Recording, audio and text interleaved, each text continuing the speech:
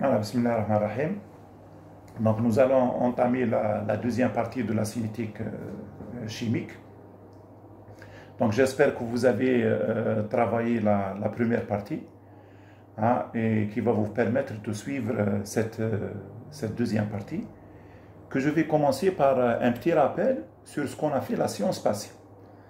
Alors, les points les plus importants à retenir pour une réaction d'ordre zéro, c'est l'expression, hein, qui vous donne la vitesse de cette réaction, ainsi que l'expression mathématique qui exprime la concentration du réactif en fonction de temps, et le principe, hein, qu'on doit suivre pour déterminer ou bien calculer la constante de vitesse de cette réaction chimique, et comment on confirme, hein, que les données expérimentales correspondent à une cinétique d'ordre zéro. Alors si vous avez une réaction de type AA dans le BP, l'expression de la vitesse, maintenant vous le savez très bien, qu'elle peut être exprimée soit par rapport au réactif, hein, soit par rapport au produit P. D'où les expressions suivantes. Donc V, elle sera égale à moins 1 sur A dA sur dt, est égal à plus 1 sur B dP sur dt. Le tout, il est égal à K, A à la puissance 0, étant donné que l'ordre est égal à 0. Une constante à la puissance 0 est égale à l'unité. Donc la vitesse pour une réaction d'ordre 0, elle est égale à une constante qui est la constante de vitesse. Donc quand on intègre cette relation, on va trouver, hein, la concentration, on va trouver la relation qui exprime la concentration du réactif A en fonction du temps, et qui est une fonction linéaire de la forme y égale à ax plus b avec une pente négative. Alors, avec une pente négative, donc cette pente, elle représente la tangente de la droite qui représente la concentration du réactif A en fonction de temps. Et la constante de vitesse, elle peut être soit calculée directement à partir de cette équation, soit calculée à partir de la courbe qui représente A en fonction de temps, en calculant la tangente et qui est représentée par l'équation suivante, AT moins 1, 0 sur T. Donc si vous avez des données expérimentales, hein, sur la cinétique chimique de cette réaction chimique, pour déterminer la constante de vitesse K, vous pouvez soit tracer la courbe A en fonction de T et vous calculez sa tangente, soit vous utilisez cette équation et vous calculez la constante à un instant donné T. Voilà, maintenant pour une réaction d'ordre A, on va suivre le même principe. Donc on reprend une réaction de type AA dans le BP, donc AA dans le BP. L'expression de la vitesse correspondante à cette réaction, elle sera égale à moins 1 sur A dA sur dt. Vous pouvez l'exprimer, si c'est demandé, vous pouvez l'exprimer par rapport au produit P. Sinon, on va l'exprimer en fonction de la concentration des réactifs, étant donné que l'expérience a montré que la vitesse, elle est proportionnelle à la concentration des réactifs et non pas le produit. Donc vous allez avoir moins 1 sur A dA sur dt est égal à K multiplié par A à la puissance 1. Hein? Ou encore, donc on va aménager cette équation pour l'écrire sur la forme dA sur A est égal à moins A K fois dt. Donc je rappelle que le premier but, c'est d'exprimer la concentration du réactif A en fonction de T. Donc c'est pour cette raison, on doit intégrer cette équation entre 0, l'instant T égale à 0, et l'instant T. Donc l'intégrale de dA sur A entre A0 et AT est égale à moins 1, moins A fois K, l'intégrale de dt entre 0 et T. Donc évidemment, on a fait ressortir de l'intégrale le A et le B, étant donné qu'il s'agit des constantes qui ne dépendaient pas du temps. Donc l'intégrale de dx sur x, c'est le ln x. Donc le ln x entre le x0 le xt vous donne ln x moins ln x0. Donc après l'intégrale, vous allez avoir cette équation. ln a est égal à moins akt plus ln a0. Donc on peut l'écrire par exemple d'une manière plus simplifiée. ln a sur a0 est égal à moins akt. Donc c'est cette forme qui est très utilisée, très exploitée pour calculer la constante de vitesse. À partir de cette relation, vous pouvez trouver la relation qui exprime la concentration du réactif A en fonction de temps et qui est, hein, une équation exponentielle. Donc à partir de la première équation ou bien à partir de celle-là, vous pouvez calculer la constante de vitesse qui est souvent demandée, hein, après l'étude cinétique. Donc maintenant, si on a des données expérimentales et qu'on veut montrer que ces données expérimentales correspondent ou bien sont compatibles à une cinétique d'ordre 1, il suffit de tracer deux graphes, hein, deux figures. Et je rappelle aussi que la séance prochaine, Inch'Allah, on va considérer un exercice où je vais essayer de vous expliquer comment tracer ces courbes à travers l'Excel. Donc maintenant, si on représente la concentration du réactif A en fonction de temps, étant donné que pour l'ordre 1, cette relation c'est une relation expérimentale, donc vous allez avoir une courbe, hein, décroissante de forme exponentielle. Maintenant, on a bien montré que LNA est égal à moins 1 kt plus LNA0 ou bien LNA sur A0 égale à moins 1 kt pour un ordre 1. Donc si vous représentez LNA sur A0 en fonction de temps, nous allons trouver une droite linéaire de pente négative et la pente de cette droite, elle représente la constante de vitesse qui est égale à 1 sur AT multiplié par LNA0 divisé par A. Très bien, donc si on fait une petite comparaison maintenant entre les équations mathématiques qu'on a trouvées pour l'ordre 0 et l'ordre 1, vous allez constater que pour l'ordre 0, la concentration du réactif A en fonction de temps, c'est une relation linéaire, simple, alors que pour un ordre 1, la relation entre la concentration du réactif A et le temps, c'est une fonction exponentielle. Autre chose, l'expression mathématique qu'on peut utiliser pour calculer la constante de vitesse est différente entre l'ordre 0 et l'ordre 1. Donc pour l'ordre 0, vous avez cette équation mathématique, et pour l'ordre 1, comme on vient de le voir, vous avez cette équation mathématique. Donc si vous comparez les unités, pour l'ordre 0, l'unité c'est le mol litre moins 1, seconde moins 1, dans le cas où le mol par litre est exprimé pour exprimer la concentration, et le seconde est exprimé pour exprimer le temps, alors que l'unité pour l'ordre 1, l'unité de la constante de vitesse, elle sera exprimée en t-1. Donc si on choisit les secondes pour exprimer le temps, donc cette constante de vitesse, elle sera en seconde moins 1. Tout simplement parce que ce rapport, il n'aura pas d'unité, il vous reste que le t, hein, donc la constante de vitesse, son unité c'est le t-1, qui peut être soit l'heure moins 1, soit l'année moins 1, soit minute moins 1, soit seconde moins 1. Alors, les points importants à retenir pour une réaction d'ordre 1, la relation entre la concentration du réactif A et le temps, c'est une fonction exponentielle. Pour montrer que les données correspondent à une cinétique d'ordre 1, là, il faut utiliser la forme linéaire de cette équation exponentielle, qui est le LNA est égal à moins 1 kt plus LNA0, dont le tracé, c'est une droite linéaire de pente négative. Donc, si vous avez des données, et si vous tracez le LNA en fonction de t, et que ce tracé, c'est une droite linéaire de pente négative, on déduit simplement que la réaction est une réaction d'ordre 1. On va considérer un exemple pour vous permettre de comprendre le principe de la détermination ou bien de la conformation de l'ordre 1. Donc là, on considère une réaction très connue qui consiste à hydrolyser le saccharose. Donc le saccharose, vous le savez, c'est une molécule composée de deux petites molécules qui sont le glucose et le fructose. Donc là, on va prendre du saccharose et on va acidifier la solution du saccharose à un pH 5. Donc on va ajouter un acide pour permettre la décomposition du saccharose en deux molécules simples, le glucose et le fructose. Donc là, on vous dit dans l'exercice la cinétique de l'hydrolyse du saccharose. Donc on a ajouté l'acide à une solution qui contient le saccharose et on a fait un suivi. Un suivi de quoi? Un suivi de la concentration du saccharose en fonction du temps, afin d'arriver à la vitesse ou bien la constante de vitesse ou bien de connaître l'ordre de cette réaction.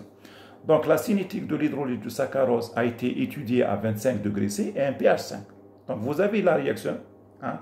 Donc le saccharose, il est transformé en deux molécules, glucose plus fructose. Donc la concentration du saccharose en fonction du temps, est regroupée dans le tableau suivant. Donc vous avez un tableau où vous avez la concentration du saccharose à différents instants qui sont 100, 250 et 500 minutes. Là, il me demande de trouver l'expression qui donne la vitesse par rapport au réactif et au produit. Donc, comme réactif, vous avez que le saccharose. Comme produit, vous avez le glucose et le fructose. Il me demande aussi de montrer que l'ordre de cette réaction est égal à 1. Hein? Donc, il me demande de confirmer que ces résultats correspondent à une cinétique d'ordre 1. Ou bien, il me demande de montrer que ces données sont compatibles à un ordre 1. Très bien. Donc, pour trouver l'expression de la vitesse, c'est très simple. Donc, la vitesse, elle est égale à moins ds sur dt. Donc, le coefficient stoichiométrique du saccharose est égal à 1 par rapport à la réaction. Donc, vous allez avoir moins ds sur dt est égal à plus d glucose, d la concentration du glucose divisé par dt, le glucose étant un produit. Elle est égale aussi à plus df sur dt est égal à K multiplié par la concentration du saccharose à la puissance alpha, où le alpha représente l'ordre de la réaction et la constante K, c'est la constante de vitesse. Très bien, donc les deux produits, évidemment, c'est le glucose et le fructose, et l'unique réactif, c'est le saccharose. Alors, on vient de le voir que pour une réaction d'ordre 1, nous avons une relation entre la concentration du réactif A, qui peut être écrite de deux manières différentes. Donc, soit A est égal à A0 exponentielle moins AKT, ou bien ln A est égal à moins AKT plus ln A0. Donc, ces deux équations, on les adapte par rapport à notre situation où nous avons le saccharose comme réactif, hein, avec un coefficient A égal à 1, égal à l'unité. Donc, on adapte ces deux équations par rapport à notre cas. On aura les deux expressions suivantes.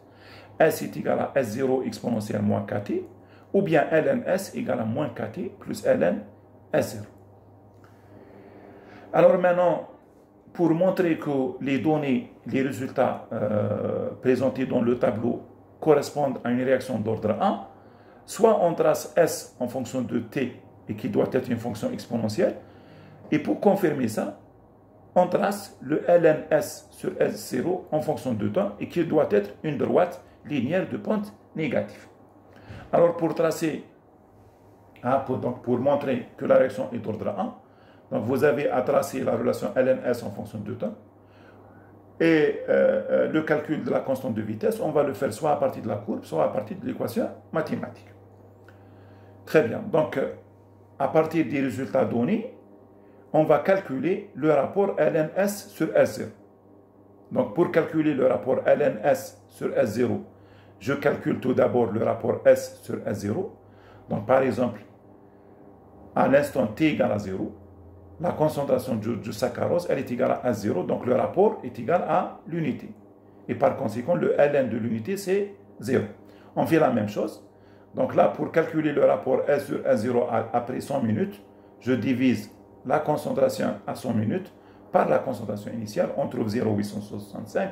Et de la même manière, on calcule le rapport à 250, à 500. Puis, on calcule le logarithme népérien du rapport S sur S0.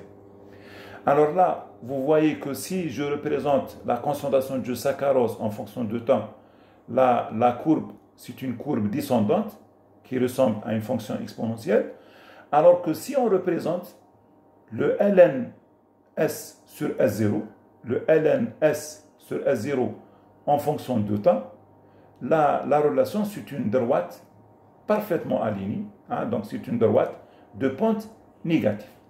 Donc là, il est très clair que ces données représentent parfaitement une cinétique d'ordre 1. Voilà, rapidement, on va voir le principe pour une réaction d'ordre 2. Donc, une réaction d'ordre 2, généralement, elle correspond à une réaction dite bimoléculaire, c'est-à-dire on démarre de deux molécules de réactif. Donc, sa réaction, elle peut être représentée par l'équation 2A, deux molécules de réactif A, qui vont se transformer pour donner naissance à des produits, soit un seul produit, soit deux produits. Donc, l'expression de la vitesse, donc on peut la déterminer de la même manière. Vous avez un seul réactif dont le coefficient stoichiométrique est égal à 2 et vous avez deux produits P et P. P astérix, P'. Donc la vitesse, on peut l'exprimer soit par rapport au réactif, soit par rapport au produit. Donc la vitesse, elle sera égale à moins 1 sur 2, 1 moins 1 demi, dA sur dt est égal à K à la puissance 2, étant donné que l'ordre est égal à 2. Donc pour trouver la relation entre la concentration du réactif A en fonction de temps, on arrange cette équation, donc on va l'aménager pour homogénéiser les deux termes, et on calcule son intégrale entre l'instant t égale à 0 et l'instant t. Donc là, vous avez à calculer l'intégrale de dA sur A au carré entre A0 et AT, et l'intégrale de dt entre 0 et t. Donc je rappelle que l'intégrale de dx sur x au carré est égale à moins 1 sur x. Donc l'intégrale de dA sur A au carré, ça va être égal à moins sur A, moins 1 sur A, entre A0 et AT. Alors on aura, quand vous remplacez, vous intégrez, vous remplacez, vous allez trouver l'équation suivante. 1 sur AT est égal à 1 sur A0 plus 2 fois KT. Très bien, donc ça c'est l'équation qui représente la relation entre la concentration du réactif A en fonction de T. Alors pour vérifier de la même manière, si vous avez des données expérimentales qui expriment la concentration du réactif A en fonction du temps et que vous avez à vérifier que ces données correspondent à un ordre 2, il faut reprendre l'équation qu'on a trouvée. Donc on reprend l'équation qu'on a trouvée, 1 sur AT égale à 1 sur A0 plus 2KT. Et là, il est évident, il est clair qu'il suffit de tracer la courbe 1 sur AT en fonction de temps. Donc il s'agit d'une droite linéaire de pente positive. Là, il faut faire attention. Donc sa pente, elle est positive, contrairement à l'ordre 0 et l'ordre 1. Donc si les données sont compatibles, ou bien ils représentent, ou bien ils correspondent à une cinétique d'ordre 2, quand vous tracez 1 sur AT en fonction de t, vous allez trouver une droite linéaire de pente positive. Et la pente de cette droite,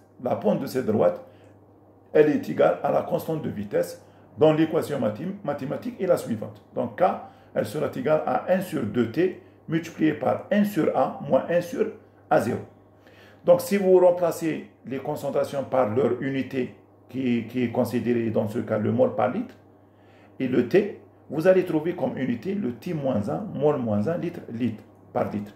Donc l'unité de la constante de vitesse, il change selon l'ordre. Selon l'ordre. Très bien, donc ce qu'il faut retenir pour l'ordre 2, il y a une relation entre la concentration du réactif A et le T qui s'écrit sous la forme 1 sur AT est égal à 1 sur A0 plus 2KT. Et à partir de cette équation, on peut soit tracer, soit calculer la constante de vitesse. Et d'ailleurs, là, nous avons un exercice à faire. Très bien. Donc là, je vous donne un exemple à préparer pour la séance prochaine pour vous permettre de bien s'entraîner comment on vérifie que les données correspondent à un ordre donné qui peut être soit 0, soit 1, soit 2. Donc là, vous avez une réaction chimique qui a été étudiée. Donc on vous dit l'étude cinétique de la réaction de décomposition du bromure de nitrosyle. Donc vous avez un composé chimique qui est le NOBr. Donc qu'on décompose dans des conditions bien déterminées pour donner le monoxyde d'azote, le NO, et une molécule de brome, le Br2. Alors, l'étude cinétique, c'est-à-dire le suivi de cette réaction, a donné les résultats suivants. Donc vous avez la concentration, du réactif NOBr, bromure de nitrosyle, en fonction de temps. Là, il me demande à quel ordre, c'est-à-dire, est-ce qu'il s'agit de l'ordre 0, est-ce qu'il s'agit de l'ordre 1, est-ce qu'il s'agit de l'ordre 2, sont compatibles ces résultats. Donc là, pour traiter cet exercice, il faut reprendre les équations mathématiques qu'on a vues pour chaque ordre et tracer les courbes et voir dans quel cas les courbes sont compatibles. Alors, à quel ordre correspondent ces résultats? Une fois l'ordre est déterminé, on vous demande de déterminer la constante de vitesse de cette réaction. Donc c'est un exercice qu'on va corriger la séance prochaine. Pour terminer, il y a quelques petites remarques à faire. La première remarque, elle concerne l'état des réactifs. Généralement, les réactifs chimiques, ils peuvent être soit solides, soit liquides, soit gaz. Maintenant, que deviennent les équations mathématiques qu'on a trouvées quand les réactifs sont à l'état gaz et qu'on n'a pas le moyen de mesurer la concentration? Donc, dans le cas où les réactifs sont des gaz, il est plus facile de mesurer la pression que la concentration. Donc, pour un réactif à l'état gaz, il est plus facile à mesurer sa pression, à suivre sa pression en fonction du temps, que de mesurer la concentration. Et ce genre de réactions, généralement, sont réalisées dans des récipients fermés, équipés d'un manomètre qui permet la mesure de la pression du réactif en fonction du temps. Alors, nous avons une relation fondamentale, une relation très connue, qui s'applique pour des gaz qu'on appelle les gaz parfaits. Donc, je rappelle aussi qu'un gaz parfait, il est dit gaz parfait, si lorsqu'une molécule de ce gaz occupe un volume de 22,4 litres dans des conditions normales de pression et de température. Donc ça, c'est pas vraiment important. Donc pour un gaz parfait, vous avez cette relation PV égale à nRT, où le P c'est la pression, le V c'est le volume, et T c'est la température, N c'est le nombre de moles de ce gaz, et le R c'est une constante qu'on appelle la constante des gaz parfaits. Donc à partir de cette équation, je peux calculer le rapport N sur V. N, le nombre de moles divisé par volume. Et vous savez que le nombre de moles divisé par volume va correspondre à une concentration qu'on appelle une concentration molaire. Donc le rapport N sur V, ça va être une concentration qui sera égale à P sur RT. Donc vous voyez que la concentration, si le réactif il est à l'état gaz, sa concentration elle sera égale au rapport P sur RT. Donc la concentration elle est facilement reliée à la pression. Donc là, vous pouvez déduire de nouvelles expressions qui seront exprimées en fonction de la pression. Donc à t égale à 0, la concentration initiale du réactif A, elle sera égale à P0 sur RT. Et à l'instant t quelconque, la concentration du réactif A, elle sera égale à P sur RT. Donc quand vous remplacez la concentration du réactif A et A0 dans les équations qu'on a trouvées pour l'ordre 0, l'ordre 1 et l'ordre 2, vous aurez des équations qui s'expriment en fonction de la pression et que vous pouvez utiliser si vous avez des données sur la pression et non pas la concentration. Alors là, les équations qu'on a établies pour chaque ordre de réaction chimique et qui sont exprimées en fonction de la concentration des réactifs peuvent s'exprimer en fonction de la pression. Ce qui vous donne le tableau suivant. Donc vous avez là, vous avez un tableau qui donne les expressions de la concentration du réactif soit en fonction de la concentration, soit en fonction de la pression. Donc par exemple, pour un ordre 0, vous avez deux équations. Vous avez la concentration du réactif A est égale à moins 1kT plus A0. Si vous remplacez A par P sur RT et le A0 par P0 sur RT, vous allez avoir l'équation suivante. P est égal à moins 1K, RT plus P0. De la même manière, vous avez les deux équations pour un ordre 1 et l'ordre 2. La deuxième remarque, souvent lorsqu'on fait l'étude cinétique, on s'intéresse à connaître un instant particulier qu'on appelle le temps de demi-réaction. Donc si votre mémoire est bonne, quand on a fait la radioactivité, on a parlé du temps de demi-vie et qu'on a désigné par la période. Donc c'est pratiquement le même principe. Donc le temps de demi-réaction, c'est le temps nécessaire pour transformer 50% de la quantité initiale des réactifs. Donc le temps de demi-vie d'une réaction chimique et le temps nécessaire qu'on représente par T1,5 pour que la concentration du réactif soit réduite de 50%. Donc l'expression de T1,5, bien sûr, elle est fonction de l'ordre de la réaction chimique. Donc pour chaque ordre, vous avez une équation mathématique et pour chaque ordre, il y aura une expression qui donne le T1,5. Donc pour trouver le T1,5 par exemple pour un ordre 0, qu'est-ce qu'il faut faire?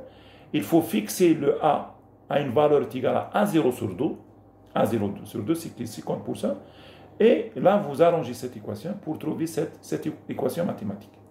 La même chose pour un ordre 1 et l'autre 2.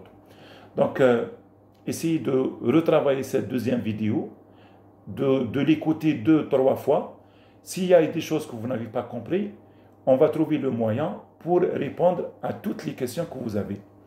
Donc, la séance prochaine, on va la réserver pour traiter un dernier point sur la cinétique chimique et on va essayer de traiter 2 à 3 exercices d'application.